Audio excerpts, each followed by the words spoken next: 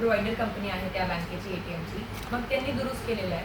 आपल्याकडेच परवा एक गुन्हा दाखल झाला ज्याच्यात this is also very common modus operandi की ते पट्टी लावलेली होती त्यांनी आणि ते लोक गेले की मग पैसे टाकले ते त्यांना आवाज पण येत होता, जे आवाज येते ना आपल्या विड्रॉलच्या वेळी, पण नेमका पैसे येत नव्हते बाहेर.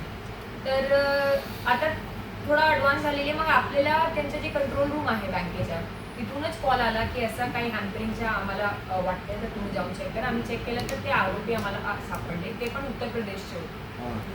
तर व्हेरी राईट अनालिसिस की ते आपले भागात करत नाही, ते तिथे जाऊन करतात आणि शक्यतो आपल्याला पकडायचे आहे तर त्यांना इथेच पकडायचे, कारण तिथे जाऊन अजून त्यांचा लोकल पाठिंबा आहे, त्यांना तिथे काही फरक पडत नाही, मग ते हे असतात.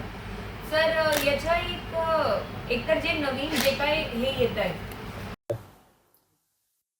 5 आणि 6 जूनला तारीख-अनुसार आणि 8 आणि 9 जूनला तिथी अनुसार शिवराज्याभिषेकचा सोहळा आयोजित केला जात आहे.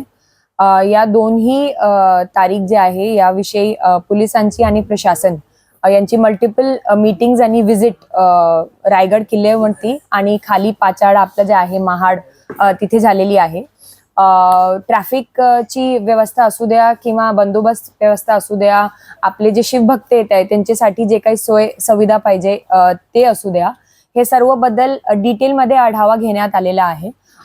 जवळपास 1500 पोलीस कर्मचारी आणि अधिकारी या बंदोबस्तचा भाग राहणार आहे. याच्यात दुसरे जिल्ह्यातून पण अधिकारी आणि कर्मचारी मागितलेले आहे आम्ही, आणि याच्यात SRPF आणि जी राईट कंट्रोल पोलीस आहे हे पण याचा भाग असणार आहे.